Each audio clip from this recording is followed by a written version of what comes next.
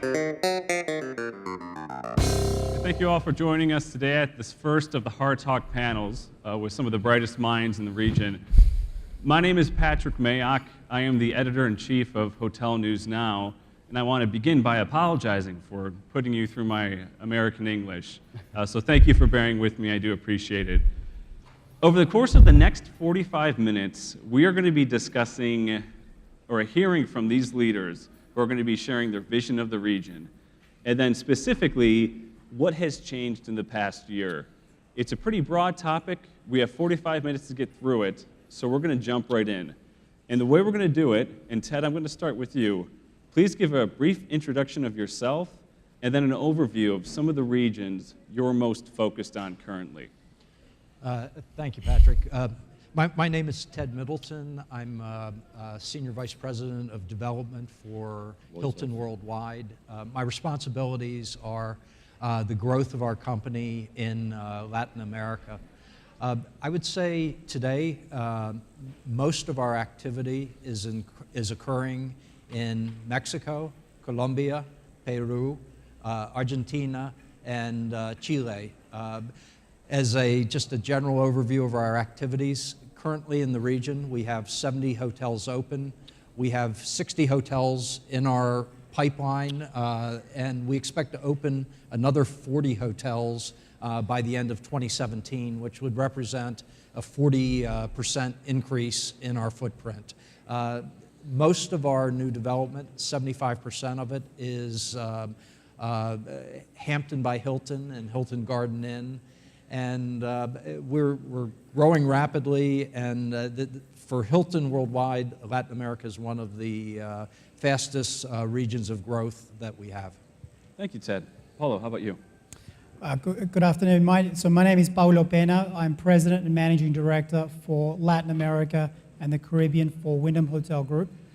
Wyndham Hotel Group in Latin America currently has open 150 hotels, 150 hotels in operation with a pipeline of 114 hotels. The existing hotels are spread across 11 brands and 17 countries and territories across Latin America and the Caribbean. Our brands span all segments of the industry, so Wyndham Grand, Wyndham Trip, Ramada, Howard Johnson, Days Inn, Super 8, to name a few of the brands. We are very actively focused on growing throughout the region, and like Ted mentioned, our growth markets include Brazil, Mexico, Colombia, and Peru. We're also looking at Chile as an interesting market for us to begin operations in, and then also closely following the events in Argentina. Argentina today is a major market for us in terms of operating hotels. We have 33 operating hotels in Argentina with our Howard Johnson partner there in Argentina. And as I said, within our four focus markets, markets Mexico and Brazil are important for us in the region, but also very important at a global level. We think they are sort of major markets for the company's future growth. Thank you, Paulo. David. Good morning. David Berg, CEO of Carlson Hospitality. And Carlson has two divisions of it in our business operations. The first is Carlson Wagonlit Travel, which is the world's largest third-party travel agency, and then Carlson Hospitality, which is our hotel industry, our hotel business. We're in 87 countries, over 1,300 hotels in operation and development across 7 different brands, from mid-scale to luxury. Latin America, like my colleagues up here, is a very key focus area for us. We're a privately held company, so we tend to take a longer-term view and a focused view on where we're going to invest and where we're going to enter in terms of a new market entry. We look at developing countries with a lens that, again, we'll take a long-term view and typically take a partner in a country where we look to expand. Not dissimilar to what the rest of the panel has said, a couple of areas of key focus for us here in the Latin America region. Brazil, Chile, Peru, Colombia, and Mexico are our 5 key focus markets here in Latin America. So I want to start with Brazil, because a few of you have mentioned it already. In following the region, you can't not look at this region and think about Brazil. I remember years past, the first time I came to this conference, Brazil was presented as such an area of opportunity. There was so much activity in Brazil. Over the course of the years, that narrative has changed slightly, only because the economic climate has made things a little bit more challenging. David, from your perspective, is that what you're seeing on the ground? Is it a little bit more challenging to get properties off the ground in Brazil? Yeah, I think certainly in Brazil, like a number of countries in Latin America, you have to have a long-term view. You have to be patient. You have to understand that there are going to be ups and downs in the economy. There's probably been a bit more turmoil there in the past year, given some of the political situations and the economic situation. But we're still very bullish about Brazil. We have a great partner there in Atlantica, a leading position in the upscale market, and we continue to think that there are opportunities both for new build and conversion in Brazil, all the way from mid-scale through upper upscale. Okay, and Paulo, you said you were active as well. Yeah, so Brazil is a major market for us, absolutely. We have 25 operating hotels in Brazil, and everybody knows that in the recent term, Brazil has gone through some volatility, and it's certainly a market that's presenting some challenge in the near term. As has been said, the industry is really a long-term industry, and if you take a long-term view to Brazil, all the ingredients there remain for it to be a very important market at a global level for the industry in the medium to long term. In the near term, we are certainly seeing opportunities. With change and volatility, I think sometimes opportunities are created, and we're certainly seeing the evolution of the market there from independent brands into global brands. The volatility, I think, has led to many independent hotels looking for alternatives to improve results. So with that comes opportunity for companies like ours. Another important thing to note is, for us, the long-term opportunity there has been the economy and budget brands. And so the economic environment that exists today certainly lends itself to that segment of the market. Brazilians do continue to travel. It is a largely domestic travel market. So the economy brands certainly resonate in an economic situation like this. We've had some really interesting openings recently in Brazil. We just opened a new trip at Guarulhos Airport, which is inside the new terminal in Sao Paulo. Sao Paulo is the busiest airport in Latin America with 40 million travelers per year. We have a very unique product on airside of the, on sort of inside the airport, and that's sort of gotten off to a great start. We recently opened a new Wyndham in Foz do Iguaçu, and are about to open later this year a new Ramada in Luxembourg. So we certainly, working across the various brands, continue to see opportunities in Brazil. One more thing to add is we see Brazil an interesting opportunity for mixed use, which is a category that we think we really have an opportunity to enter the market there in Brazil with our partner Wyndham Vacation Ownership.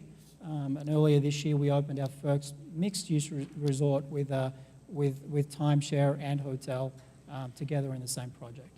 Is that the most viable opportunity when you're talking mixed use, with a timeshare component and then the hotel, or have you looked into other opportunities with different types of real estate classes? So for us, it's one option that we can offer developers. In today's climate, it's certainly a very interesting option for existing hotels that are looking for rebranding opportunities. Within Brazil, there's certainly an opportunity to convert existing independent hotels and bring in sort of a timeshare element to the existing inventory count, and combine that with a branded hotel product. It's a very good option, we think, for existing independent resorts in Brazil, of which there are many. And again, on opportunities like that, you're seeking partnerships to help navigate you through that? Because I imagine a mixed-use development, would that be or have a bit more complexity than just a standalone hotel unit to structure that?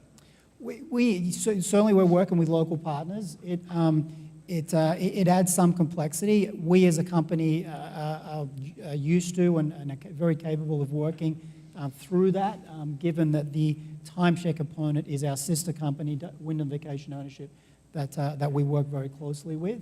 And so we have a number of resorts around the world that are mixed-use resorts. Our flagship Wyndham Grands at Bonner Creek in Orlando, in Puerto Rico, the Wyndham Grand Rio Mar, two hotels that we own are mixed-use resorts. So we sell timeshare product there and run the hotel as a Wyndham Grand. Ted, I'd like to turn the conversation to you. Hilton, a global power, not as active in Brazil as some of your competitors, but Argentina is a market where you did say is a focus for you. And in talking to people about Argentina, that's a region where some might say also is pretty challenging. What's your view on Argentina right now, and what are you doing to leverage your position there? Argentina has been a difficult market because of the economy. That being said, this year we have signed 2 deals. We've recently opened a Curio in the San Telmo area of Buenos Aires, and we're under construction in Mayock with the Hilton Garden Inn. I think hotels are of interest to developers because of the depreciation of the peso and the high inflation rates, and hotel investments tend to be a hedge against all that. So I think historically that's been the reason investors have been interested in hotels in Argentina. I also think that as we enter the election season in Argentina, a shift in the leader of the country and the economic policies could have enormous impact. You can't forget that Argentina is, from a natural resource perspective, size of the country, is one of the richest countries in Latin America, and it's my view that it's tremendously undervalued. When you look at land prices in Lima, Bogota versus Argentina, it's a relative value. As I talk to people in the country and outside of the country, I think there's a lot of people on the sidelines waiting to see what happens with the upcoming elections. But as I look at our areas of focus in 2016 and 2017, Argentina is very high on the list as an area of potential opportunity going forward. I think there was an economic analogy made in a prior discussion where if you were to look at countries as stock, Argentina might be an undervalued stock. Buy now because the outlook going forward is very strong. I believe so. It's they have a very educated population, and like I said, great natural resources. I personally believe my forecast is 2016, 2017. All my competitors are going to be there, and we're all going to be very active in the region.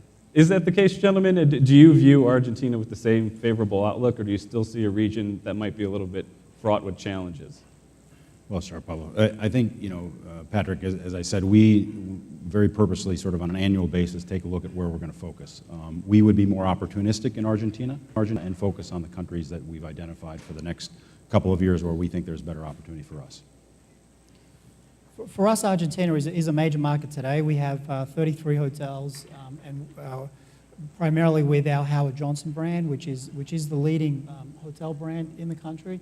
And we will soon reach our 35th Howard Johnson branded hotel in Argentina. And so, we're fortunate to have a long-term partner that's been with us for 20 years or so, and knows the market very well. And they've continued to have success in the market, and we certainly intend to continue to grow with them in the coming years.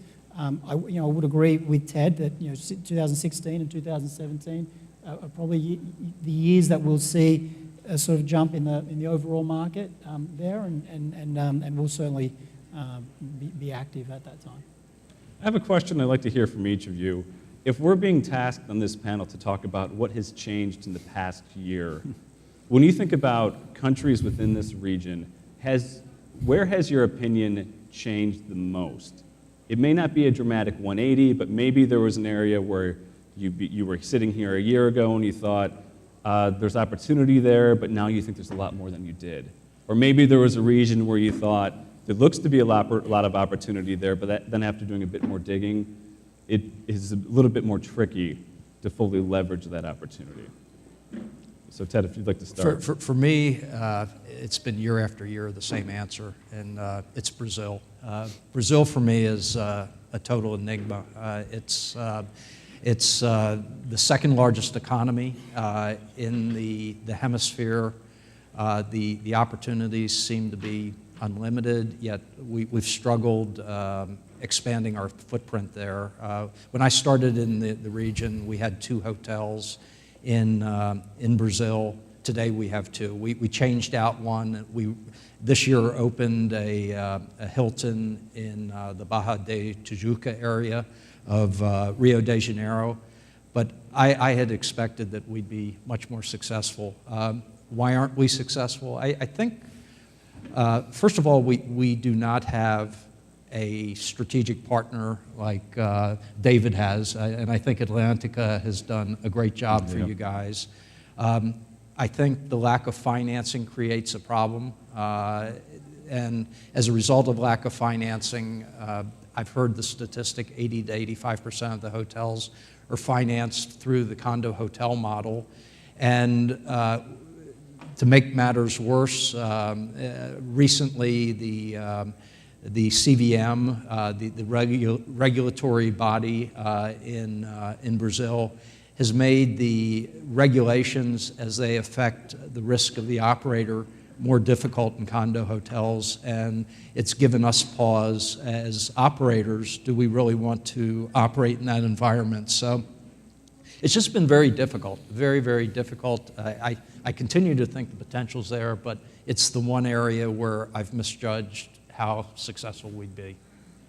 Paula, what do you think? Where has your opinion changed the most over the past year? I think, from a Wyndham Hotel Group standpoint, what has changed for us is that we're going to experience a record year of growth in 2015. So in 2015, we've opened 20 hotels in the region. We're about to open another 20 hotels before the end of the year. So reaching the 40 hotel milestone in 1 year will be a record for us. So we're certainly very excited about that. Much of that growth has come in Brazil.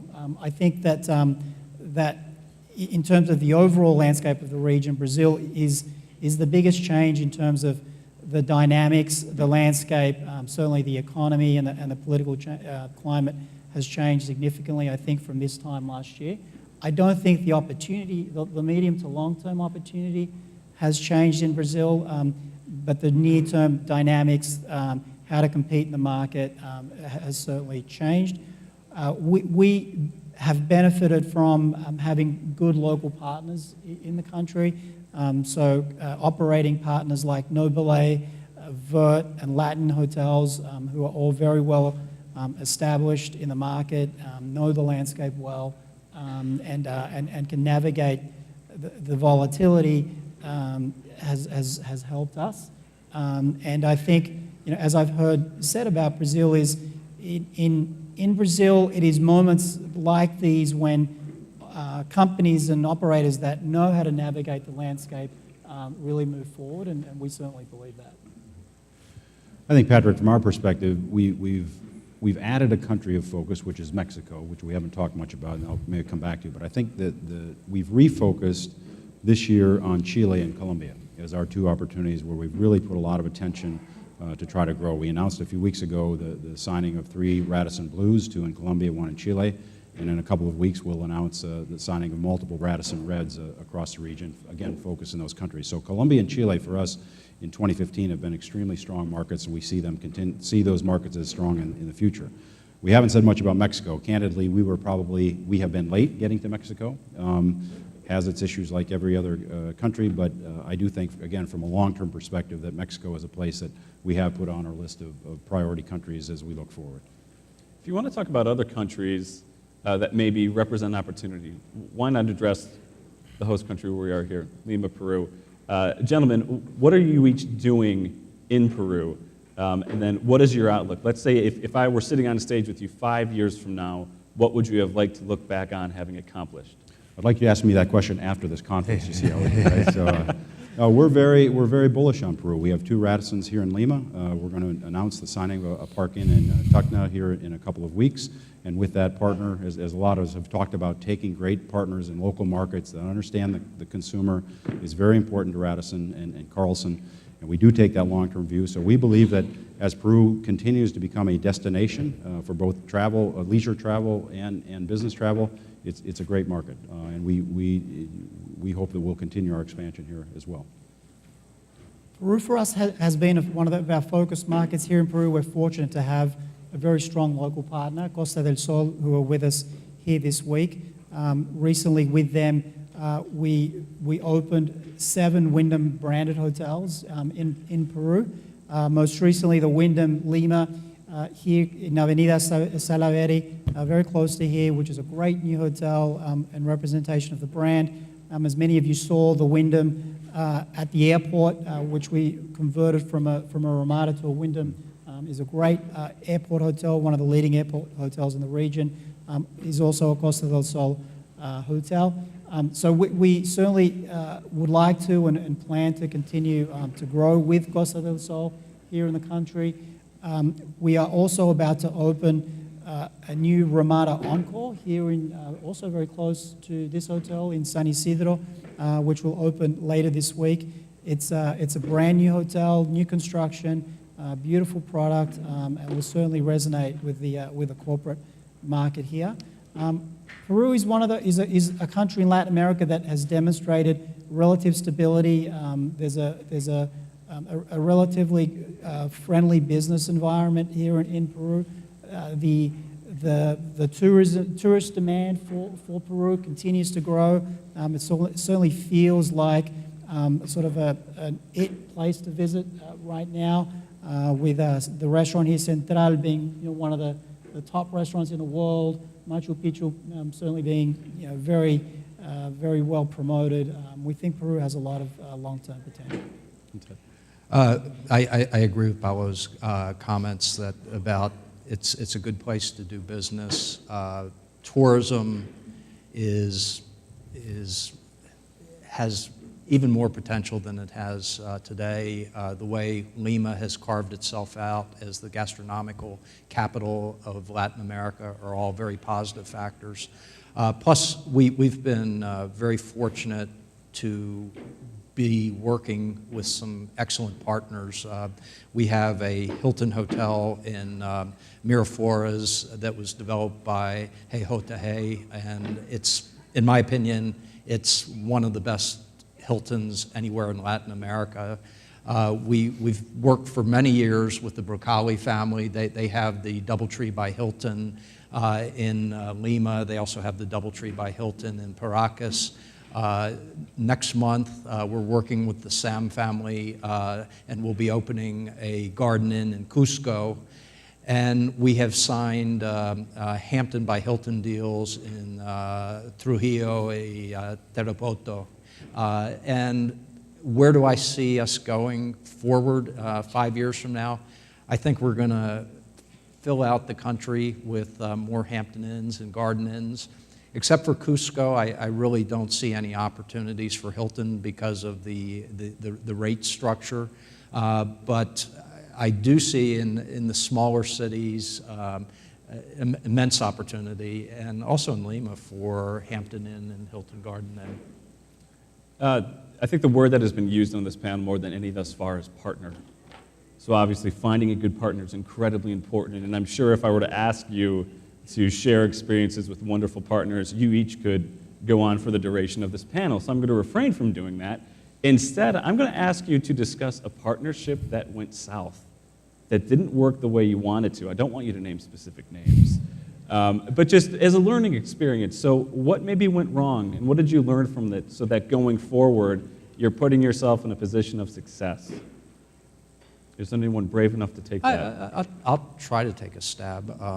It's the vetting process at the beginning is really difficult, and we've had some strategic partnerships that have gone exceptionally well, and some don't go anywhere. And there's a variety of reasons. It's the lack of capital, the lack of the focus to stay focused on doing something. Sometimes our cultures don't mesh with each other. So it's like picking a wife. Sometimes you do it well, sometimes you don't, and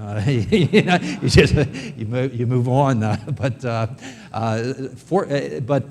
it is important that you both live and breathe the same values, ethics, and culturally that you're aligned. So it's I wish I could say we're every relationship has worked out well, but it doesn't always work out well. Mm-hmm. I think, like any partnership, it's very important that interests are aligned, and I think that's key. So if you have aligned long-term goals, I think you can work together through most issues.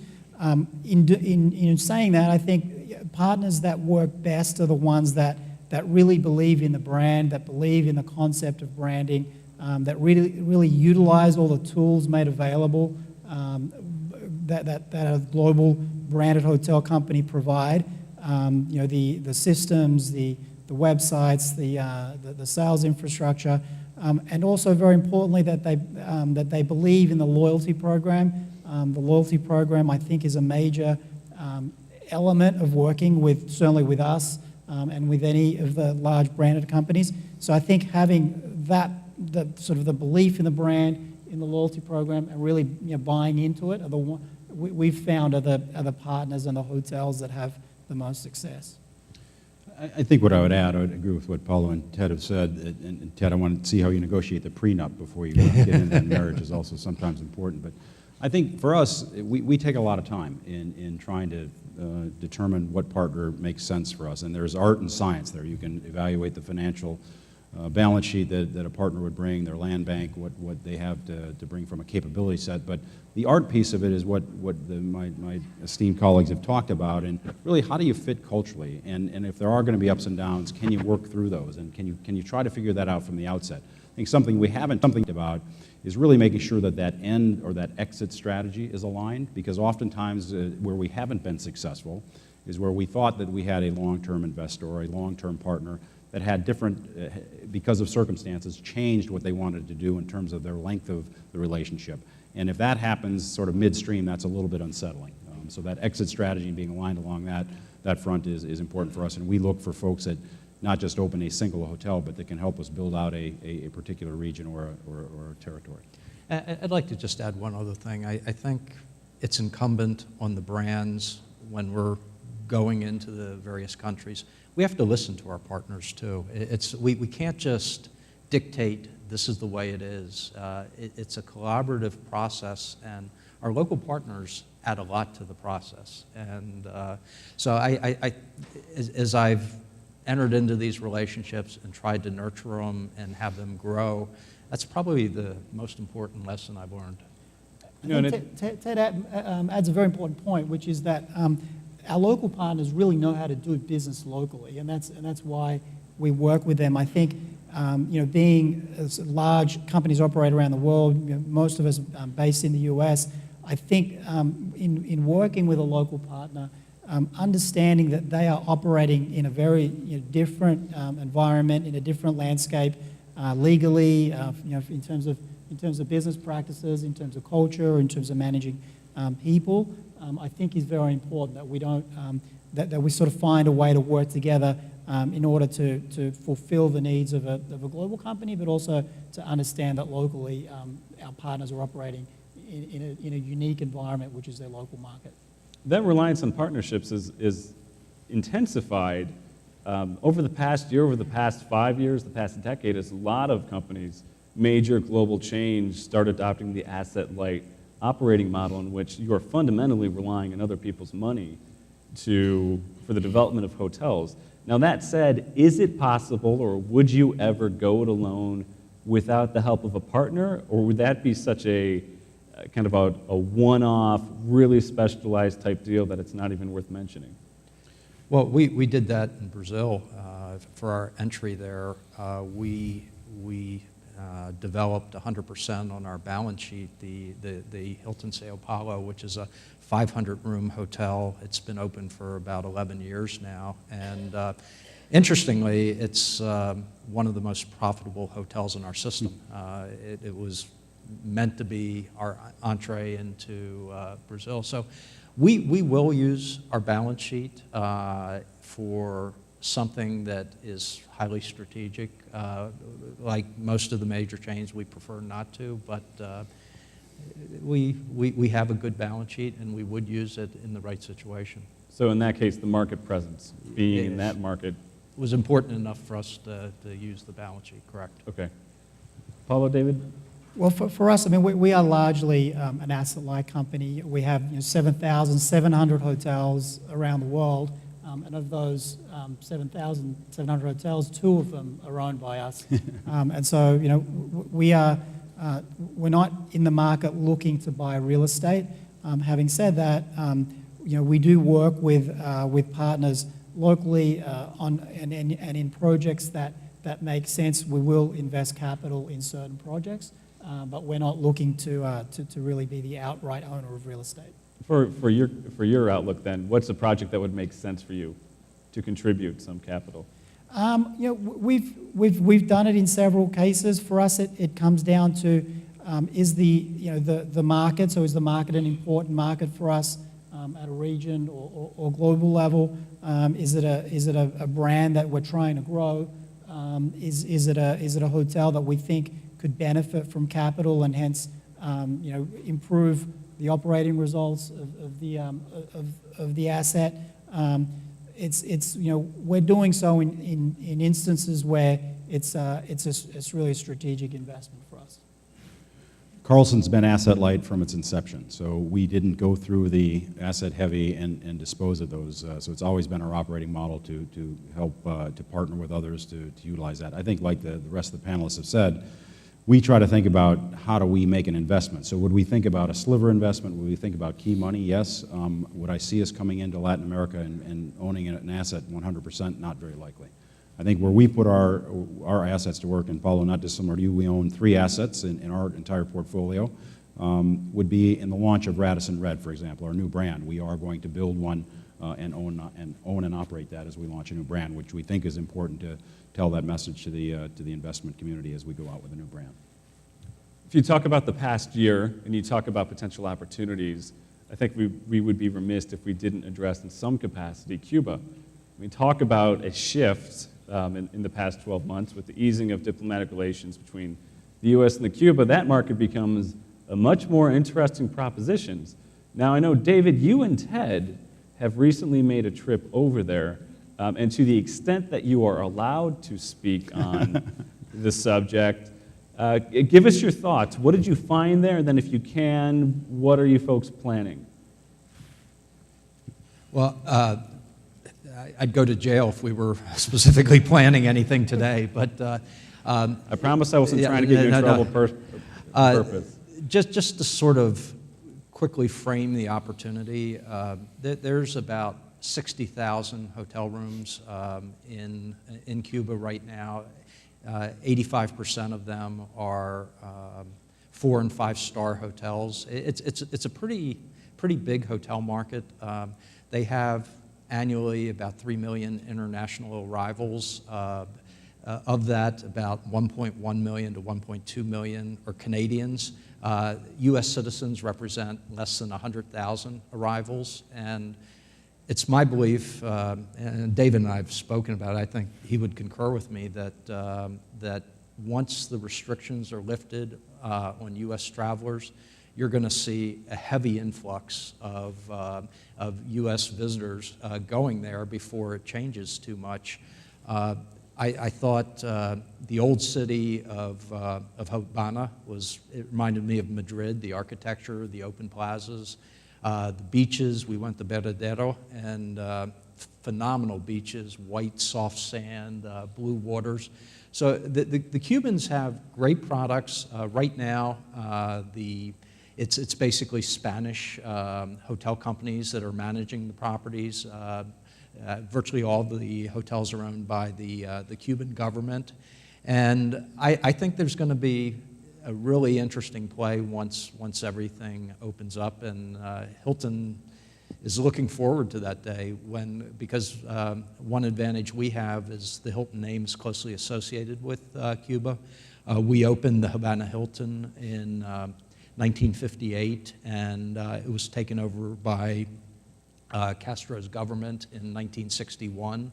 So we'd love the opportunity to return there. And actually, I had the opportunity to tour the hotel.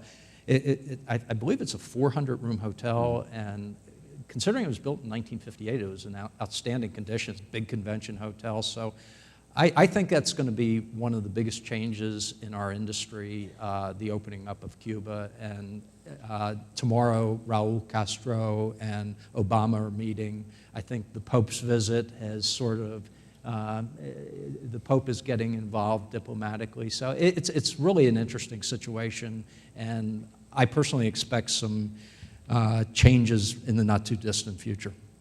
I would echo what Ted said. This isn't if, it's when.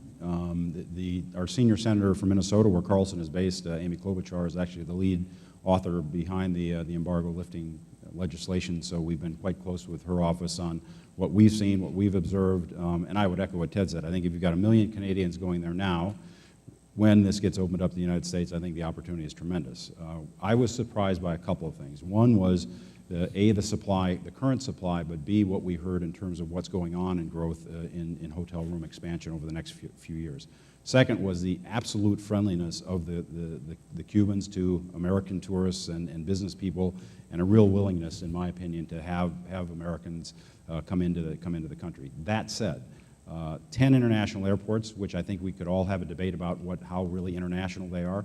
There are some significant infrastructure needs in the country in terms of roads, airlift in and out of there. And I think, to Ted's point, Old Havana is absolutely stunning. The land rights, I think, are going to be very interesting, given the folks that that owned property in the late 50s and emigrated from the country. People that moved into those locations, who actually owns that property, I think is something the Cuban government's going to have to work on to get sorted out before you'll see significant investment there. But I do believe that this is just a matter of time. So, Paulo, switching gears, something that came up in a few conversations with you gentlemen before the panel was currency impact, specifically devaluation of the currency in many countries here against the U.S. dollar. Have you seen a resulting shift in traveler behaviors in the region, and how is that impacting performance in your portfolio? Well, the currency is a symptom of the broader economic environment, and certainly the impact of the slowing growth in China has been felt in Latin America, particularly in the commodity-led exporting led countries, and so that has led to some currency devaluation.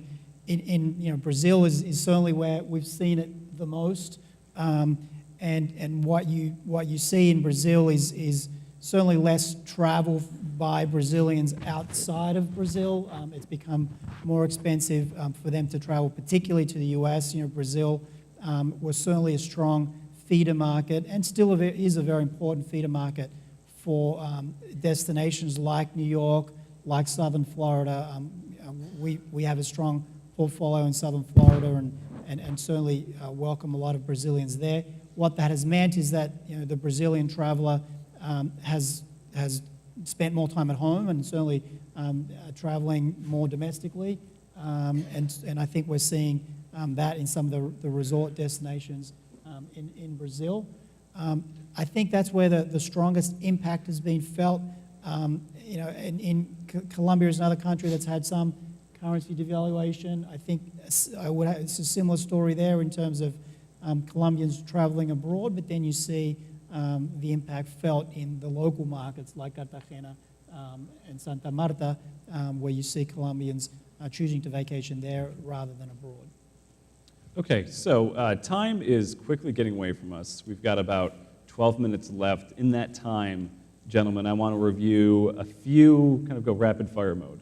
of a few things that have not necessarily popped up in the past year, but some things that have intensified.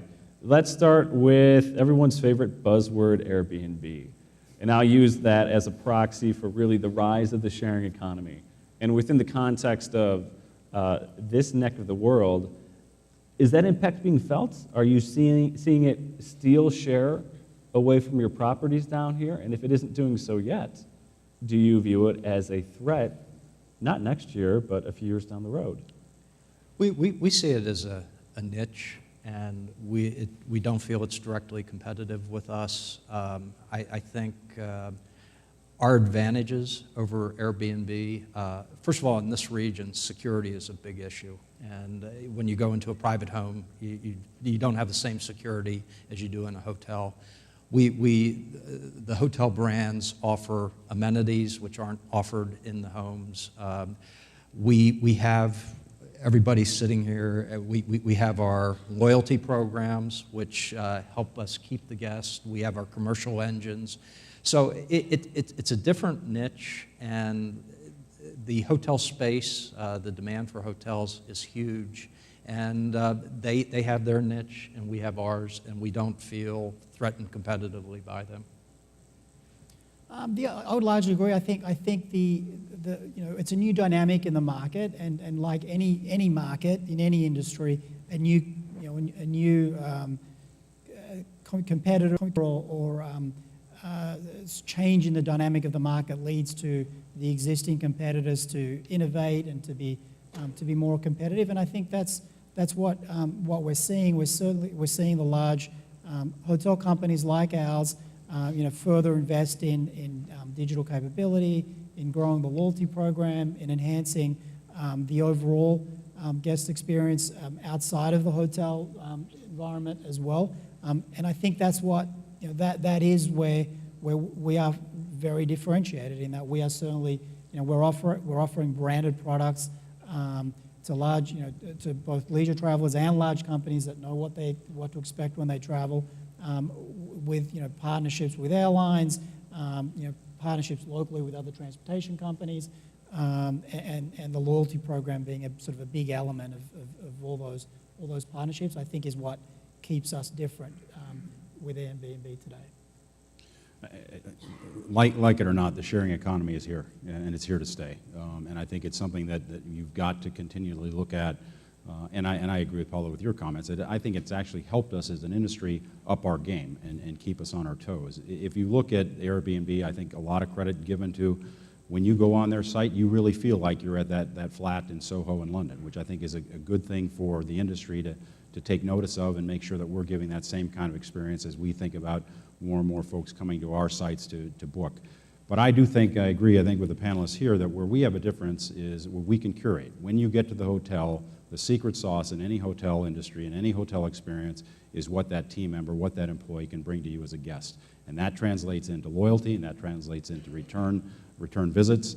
I think if Airbnb is going to call itself a hospitality company, which I've heard them publicly say, then I think there ought to be some level playing field rules that they ought to play by, like the hotel companies do. To Ted's point, health and safety and security are things that we pride ourselves on in the hotel industry, that these are standards that ought to also apply if Airbnb is going to call itself and act as a hospitality company. Paulo, something you said earlier, you were talking about record growth for Wyndham this year, and when I asked you previously to what do you attribute to such growth, you said it's really bred of the increased appetite for branded product, and that's kind of what we're talking about here. Is that a trend that's intensifying? Because there's certainly not as large of a brand representation compared to independent hotels in South America. I think Latin America is a region where there is a significant percentage of independent products in existing hotel inventory, and I do think the Latin American consumer is increasingly shifting towards branded products across many of the products they consume, and I think the hotel industry is no different. In countries like Mexico, we haven't really talked about Mexico, but that's certainly a major market of opportunity. But countries like Mexico and Brazil, independent product still largely dominates existing supply and is at a much higher percentage of overall inventory than mature markets like the US or Europe. And so I think we'll continue to see an evolution towards branded product across all segments of the industry. So the branded products really began to dominate in the sort of the upper upscale and luxury, but we'll increasingly see in the mid-scale and economy segments, which is where our core strength lies, a shift towards branded products in major countries like Brazil, Colombia, and Mexico. Not to brag, but we are also having a record year, and I attribute it to basically two factors.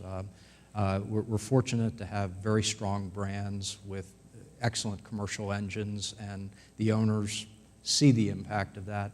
But for me, more importantly, is the team of people that the developers work with from Hilton. They start working with our development people, and then once a deal is signed, they work with our technical people who help them design and build the best hotels that are efficiently built. And we lend our knowledge from years of developing hotels, and then our operators come in and operate it in a first-class manner. So, and I'm really proud that most of our new development is with the same people. They build one hotel, do well, and then do another one. So I think the people is just really critical in our business. It's just so important.